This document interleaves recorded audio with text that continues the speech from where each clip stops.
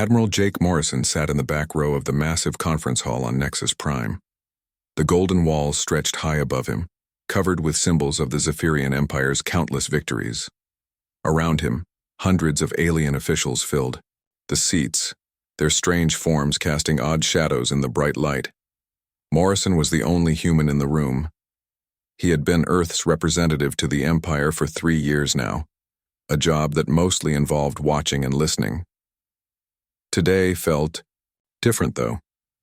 The air buzzed with excitement, and important military leaders filled the front rows.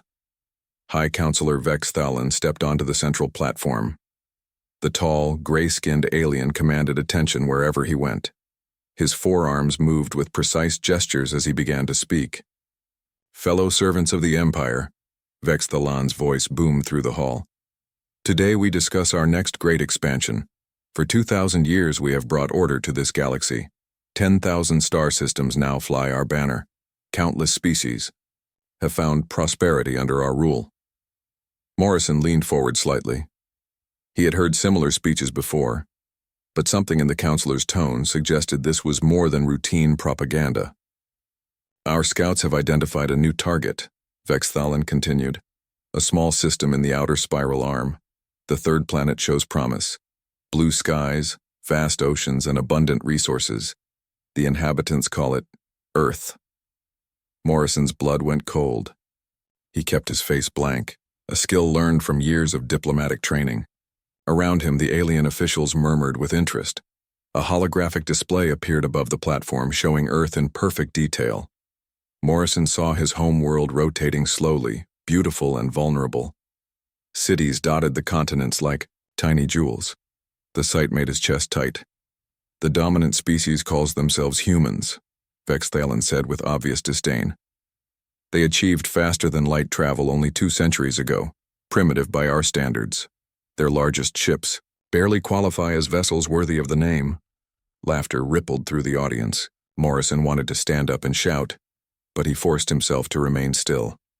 His job was to observe, not to react. Commander Lisa Brooks sat 3 rows ahead of him. She was his second in command and the sharpest intelligence officer he had ever worked with. Her dark hair was pulled back in a tight bun, and she wore the same neutral expression that Morrison had perfected. Only someone who knew her well would notice the slight tension in her shoulders. "Their military consists of perhaps 50 ships of any real size," Vex Thalan continued. "Their weapons technology lags behind ours by at least 500 years. They have established colonies on only a dozen worlds, all within their home system, or immediate neighbors." The hologram changed to show human ships. Morrison recognized the designs, but they looked pathetic compared to the massive Imperial dreadnoughts he saw every day. Each Imperial vessel was the size of a small city, bristling with weapons and armor. "Most importantly," Vex Thalan said, his voice taking on a hungry tone, "they have never faced real military opposition, no wars of conquest, no battles for survival. They are soft, unprepared, and wealthy."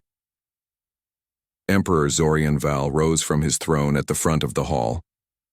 The supreme ruler of the Zephyrian Empire stood nearly 8 feet tall, his scales shifting from deep purple to brilliant gold as emotions played across his features.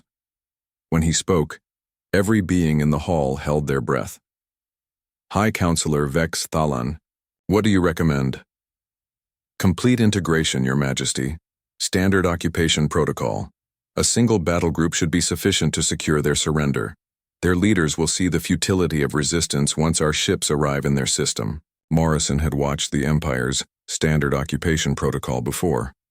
It started with a massive show of force, followed by demands for immediate surrender. Species that submitted quickly were allowed to keep their governments, though under Imperial oversight. Those that resisted faced complete military conquest. "And the timeline?" the Emperor asked. 6 months for fleet preparation and positioning. The humans will have no warning. By the time they detect our approach, surrender will be their only option." The Emperor's scales shifted to a satisfied gold. "Excellent.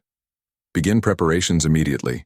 The meeting continued for another hour, but Morrison barely heard the details. His mind raced as he considered the implications. Earth had no idea what was coming. The Empire had been watching humanity for years, cataloging their weaknesses and planning their conquest. After the session ended, Morrison waited for the hall to clear before approaching Brooks. They walked together toward the embassy district, neither speaking until they were sure no one could overhear them. "They think we're helpless," Brooks said quietly. "Can you blame them?" Morrison replied. "Look at what they see. Our ships are smaller. Our colonies are fewer. We've never fought a real war." Brooks stopped walking and turned to face him. "Jake, they have no idea what they're dealing with, do they?" Morrison thought about the classified reports he had read before leaving Earth. Projects that existed in the deepest levels of government secrecy. Technologies that would seem impossible even to the Empire's advanced scientists. "No," he said, finally. "They don't." That night, Morrison sat alone in his quarters, staring at a secure communication device. The message he was about to send would travel instantly to Earth through quantum entanglement, a technology the Empire believed was theoretical. The irony was not lost on him. He began typing carefully. Every word mattered. Priority Alpha message to Planetary Defense Council. Empire has approved full conquest of Earth. Timeline 6 months. Recommend immediate activation of Prometheus protocols. They believe we are primitive and defenseless. Suggest we allow them to continue believing this until the moment of truth. Humanity's greatest advantage is that no one suspects what we have become.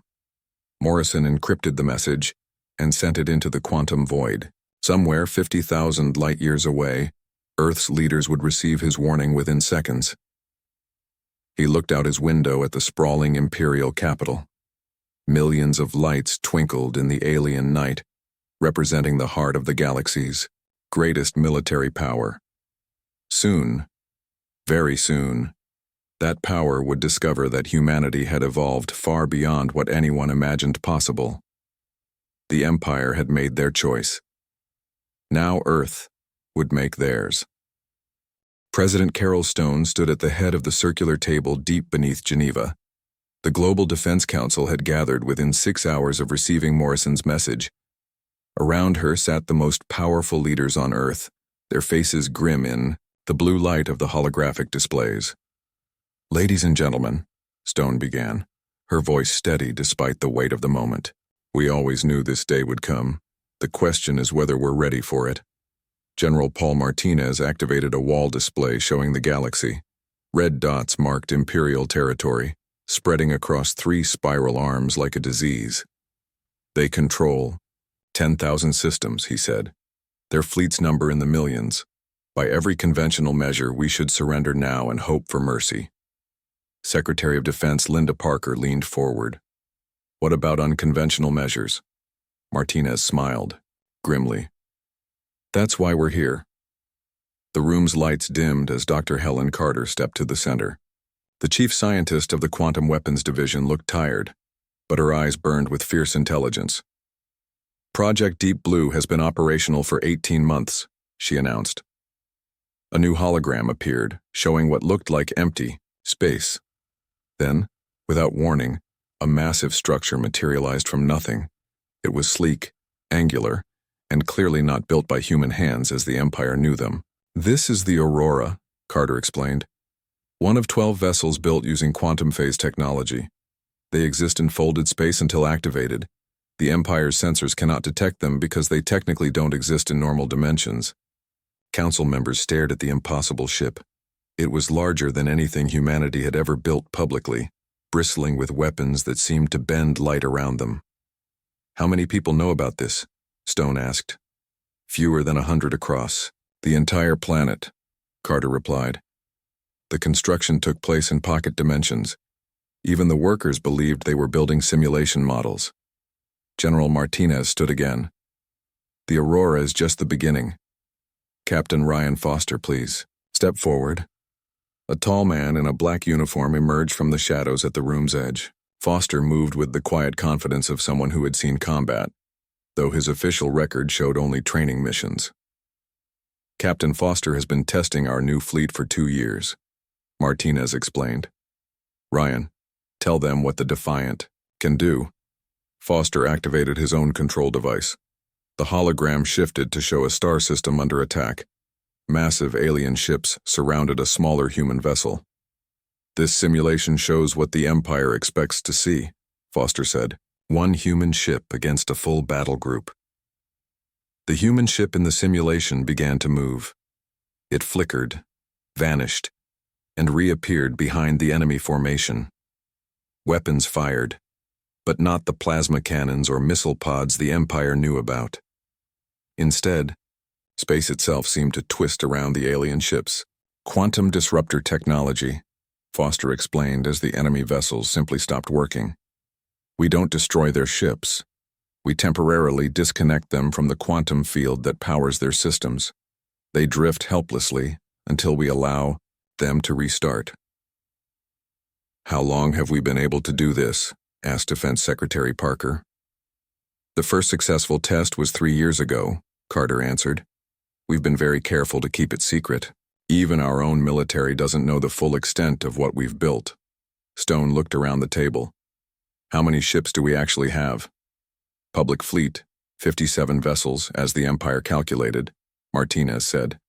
"Actual fleet, 2,000. 341 ships, including dimensional fighters, quantum phase destroyers, and 12 dreadnoughts that make Imperial flagships look like toys." The room fell silent. Finally, Admiral Beth Cooper spoke up. "If we have this kind of power, why haven't we used it?" "Because we're not conquerors," Stone replied firmly. "We built these defenses to protect Earth and our colonies. The Empire is forcing our hand."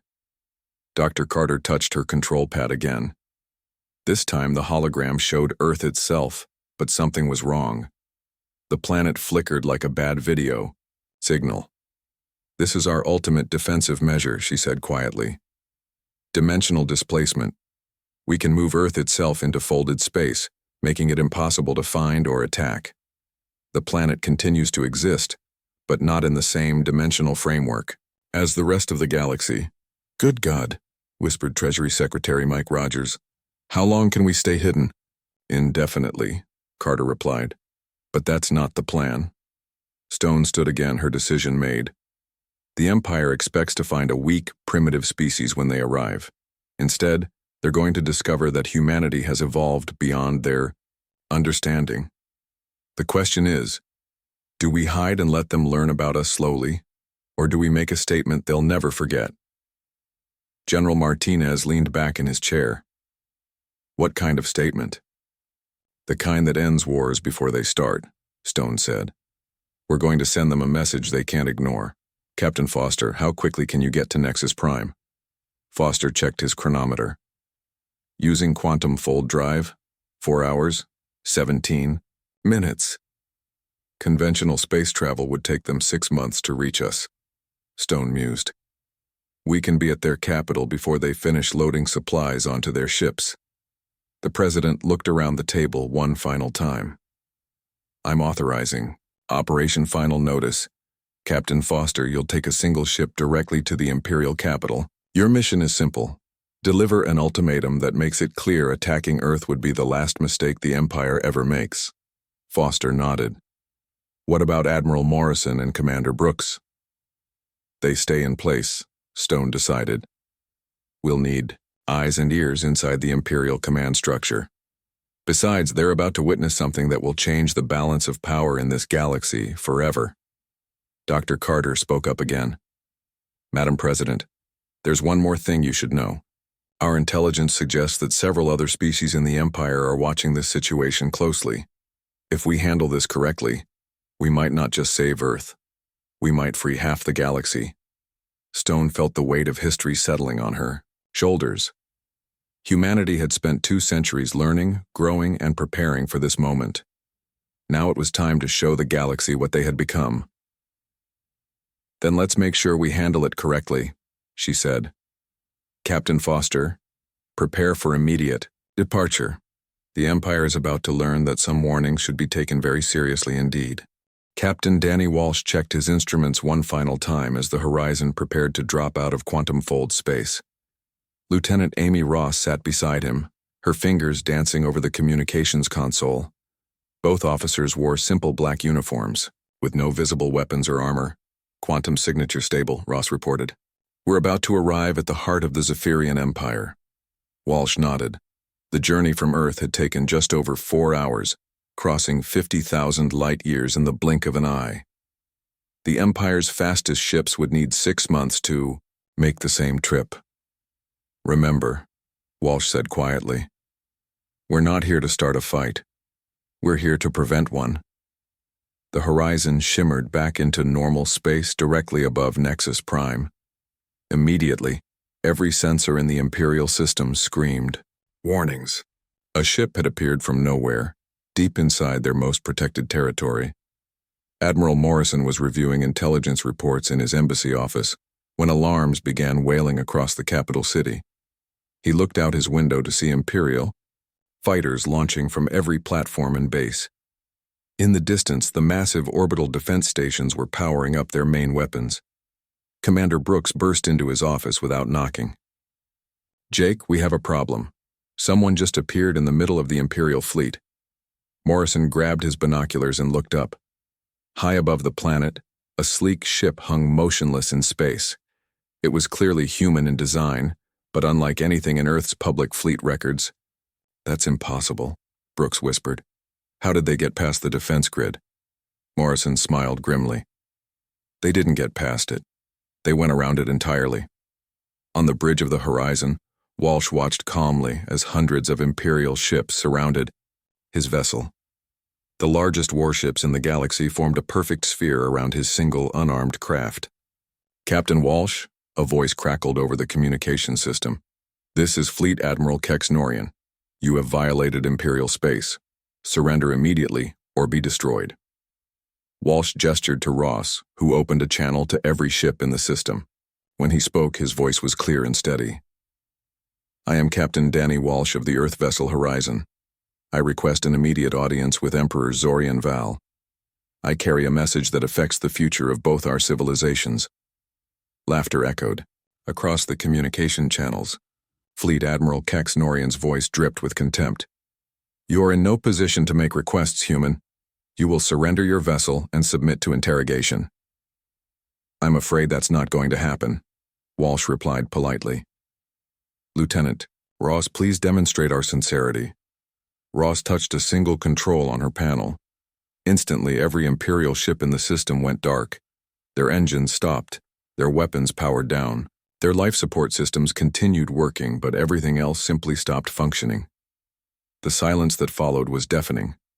Walsh counted exactly 60 seconds before Ross reactivated the Imperial fleet. Lights flickered back on. Engines hummed to life. Weapon systems came back online. That was a demonstration of restraint, Walsh announced calmly. We could have left your ships powerless permanently.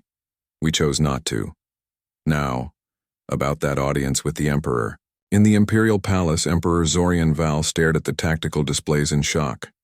His scales had shifted from gold to deep purple, a sign of extreme agitation.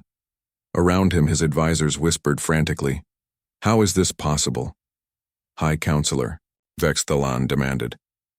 No technology can disable our quantum cores from such a distance.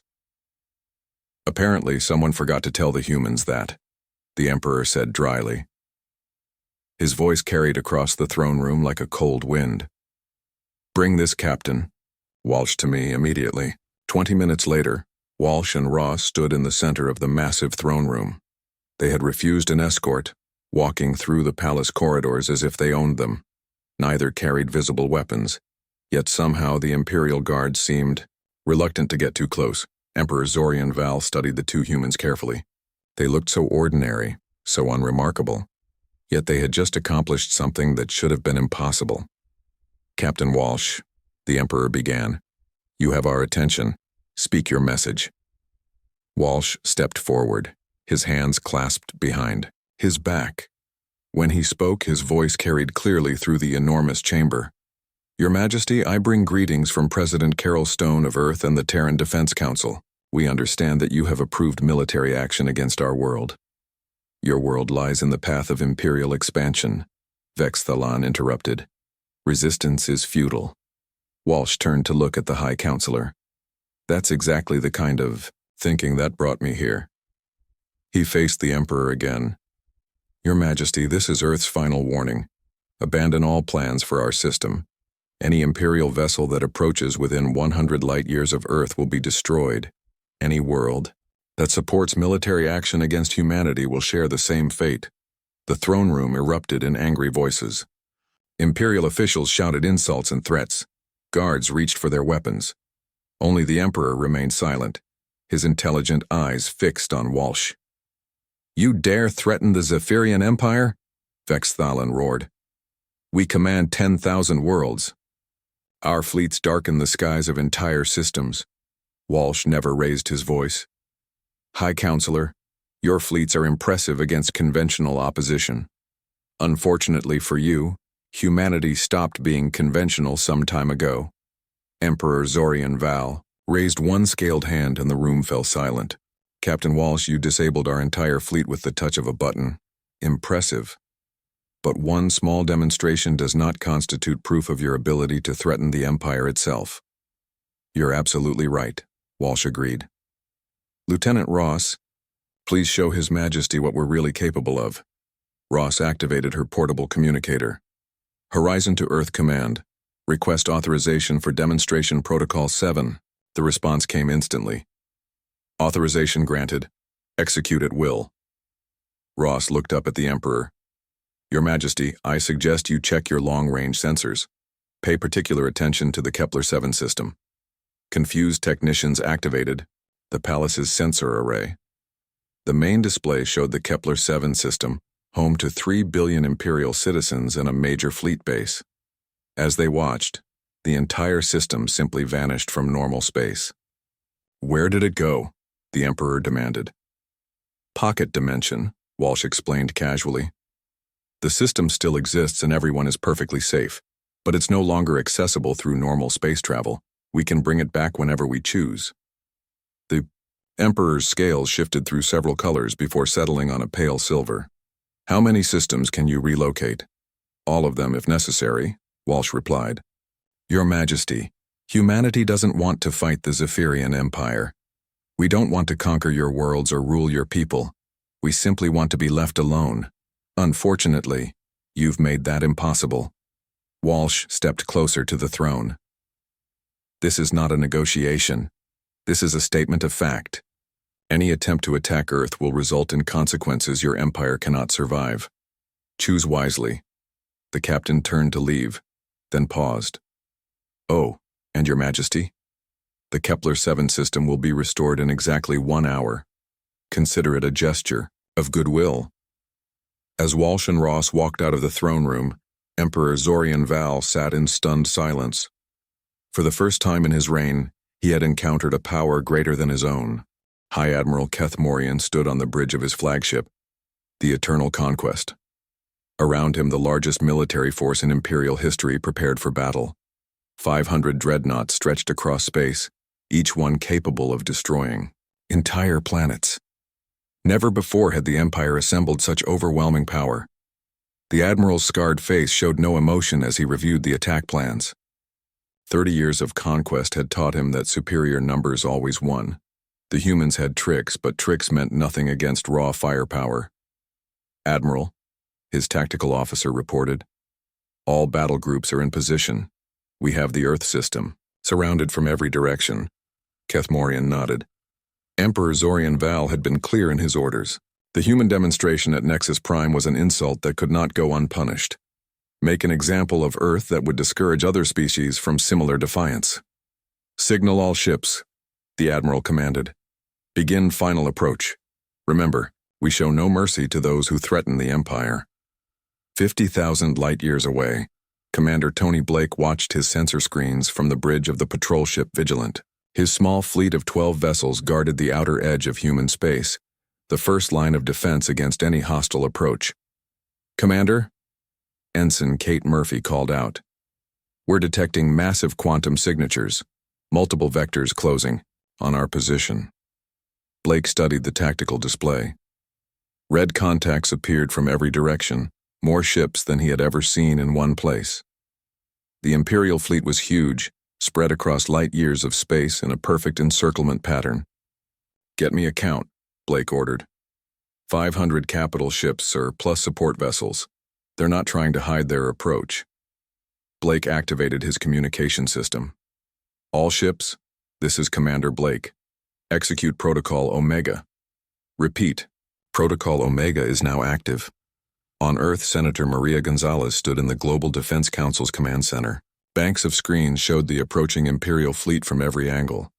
The massive force looked unstoppable, like a tide of destruction rolling toward Earth.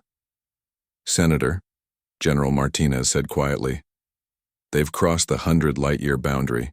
They're officially in violation of our warning. Gonzalez looked around the room at the faces of Earth's leaders. Some showed fear, others determination. All understood that the next few hours would determine humanity's future. Open a channel to the Imperial fleet, she ordered. When the connection was established, Gonzalez spoke clearly and calmly. This is Senator Maria Gonzalez of the Terran Defense Council. You have entered restricted space in direct violation of our final warning. Turn back now, or face the consequences. High Admiral Keth Morian's laughter echoed across the communication channel. Senator, I command 500 of the most powerful warships ever built. Your primitive fleet cannot stand against us. Surrender now, and your deaths will be quick. Admiral, Gonzalez replied, you have chosen poorly. What follows is not conquest, it is education. She cut the transmission and turned to General Martinez. Execute Operation Mirror Strike. In deep space, Captain Susan Lee received the authorization code on her stealth reconnaissance ship. She had been waiting in folded space for 3 days, positioning her forces across the galaxy. Now it was time to reveal humanity's true capabilities. All Shadow Fleet units, she broadcast on quantum encrypted channels. This is Captain Lee. Operation Mirror Strike is authorized. Show them what they're really fighting. Across the galaxy, human ships began materializing from quantum fold space. They appeared not in Earth's system, but in the heart of Imperial territory.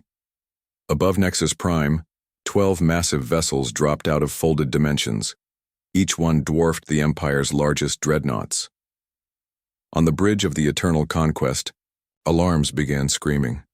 Tactical displays showed impossible readings. Human ships were appearing throughout Imperial space, over every major world, near every important military base. This cannot be accurate, Keth Morian snarled. Humans have 50 ships, not thousands. His communications officer looked up with terror in his eyes. Sir, we're receiving reports from across the Empire. Human vessels have appeared in over 300 systems simultaneously. They're demanding immediate surrender of all Imperial forces. Meanwhile, something strange was happening to Earth itself. The blue and green planet began to flicker like a dying light bulb. Sensors showed confusing readings as if the world was trying to exist in 2 places at once. Commander Blake smiled as he watched the Imperial fleet's confusion. All units, begin Phase 2. Let them see what they're really up against. Earth vanished, completely from normal space. One moment it was there, the next it simply wasn't. But somehow, human ships continued appearing throughout the galaxy, operating from a base that no longer existed in the physical universe. High Admiral Keth Morian stared at his screens in disbelief. His target had disappeared, but enemy forces were multiplying around his fleet. Worse, reports were flooding in from Imperial High Command. Human ships had surrounded every major world in the Empire. How many vessels do they have? He demanded. Current count shows over 2,000 ships, sir. But they keep appearing. It's like they have unlimited reserves. From her hidden command center in folded space, Captain Lee opened a communication channel to the Imperial fleet. Her voice was calm, but carried the weight of absolute authority. High Admiral Keth Morian, this is Captain Susan Lee of the Terran Defense Force. You came here with 500 ships to conquer one world. In response, we have placed 2,000 ships around 300 of your worlds.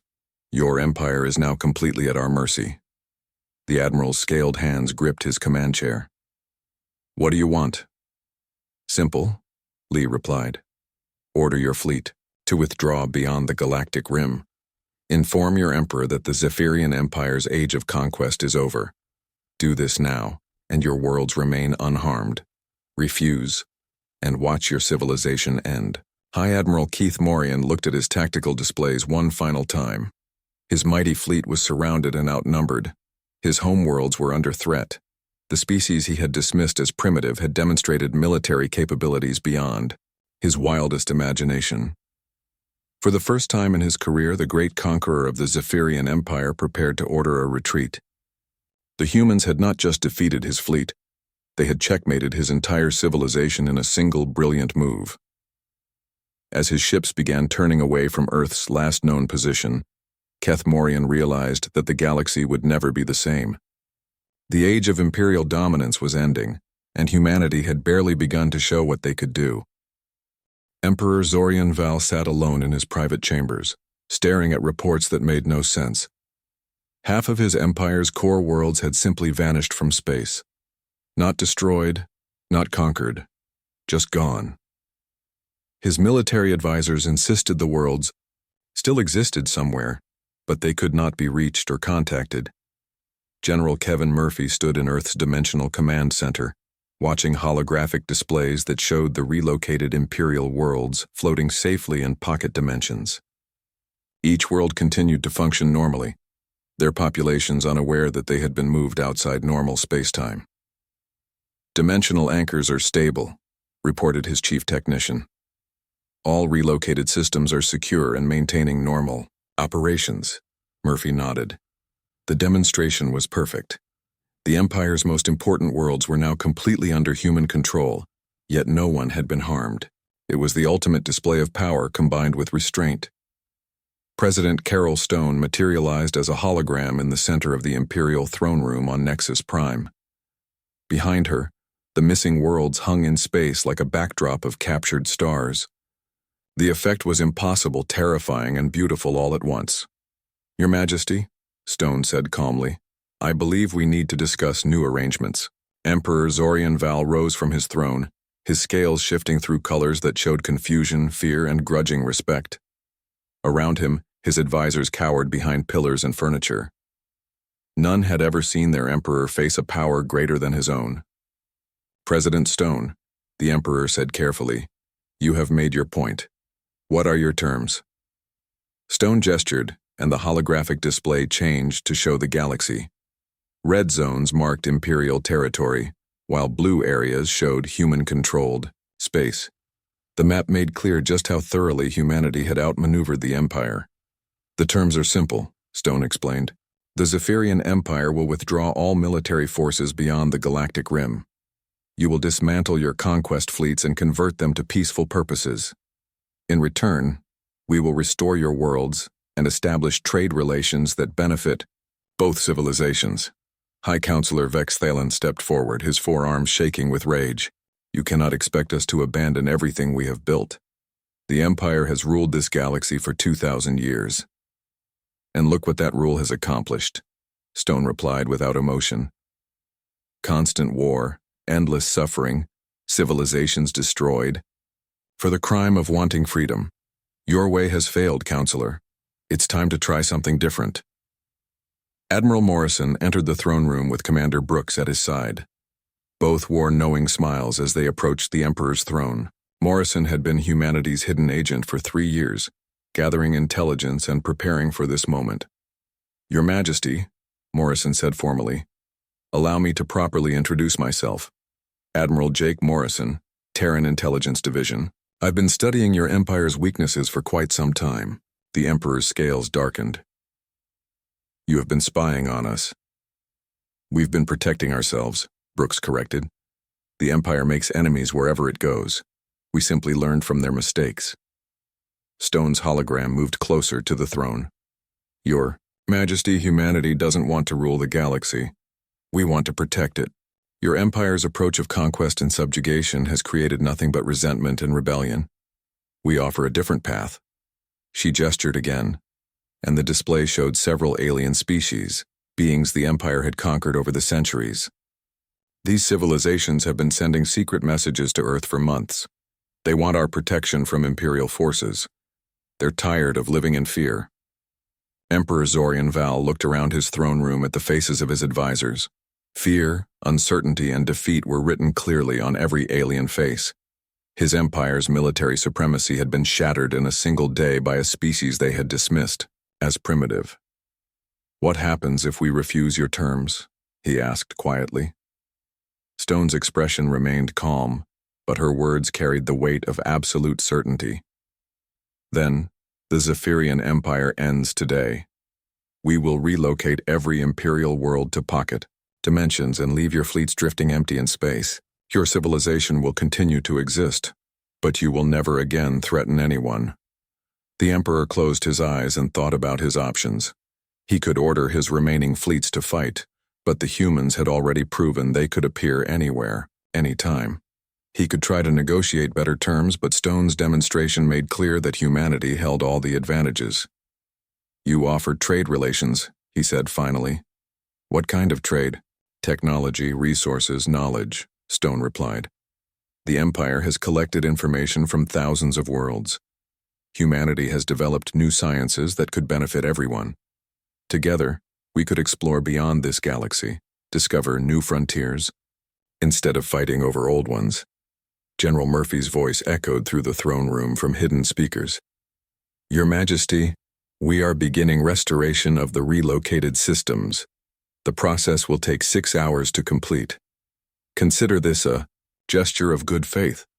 On the holographic display, the first Imperial world shimmered back into normal space. Sensors immediately confirmed that the planet was exactly as it had been before displacement.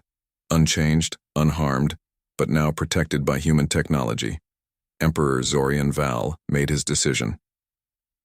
"The Zephyrian Empire accepts your terms, President." Stone. "We will withdraw our military forces and begin converting our fleets as you have demanded." Stone nodded approvingly. "Excellent. Captain Danny Walsh will serve as our primary diplomatic liaison. Admiral Morrison will remain here to coordinate the transition. Commander Brooks will establish our new embassy." As if summoned by her words, Walsh materialized in the throne room using the same quantum fold technology that had brought him there days earlier. This time, though, he carried a small device that projected detailed plans for the new galactic order. "Your Majesty," Walsh said respectfully, "these are the proposed territorial boundaries and trade agreements. I think you'll find them quite generous, considering the circumstances." The Emperor studied the plans carefully. The Empire would lose much of its territory, but the remaining worlds would be secure and prosperous under the new arrangement. More importantly, his people would no longer live in constant fear of rebellion or human retaliation. Months later, Ambassador Sarah Kim stood on the observation deck of humanity's new diplomatic station, watching alien ships from dozens of species arriving for the first Galactic Peace Conference. The station orbited a neutral world in what had once been the heart of Imperial space. Below, representatives from civilizations that had been enemies for centuries worked together on peaceful projects. The Zephyrian Empire had become the Zephyrian Federation, a peaceful alliance focused on exploration rather than conquest. President Stone joined Kim at the observation window.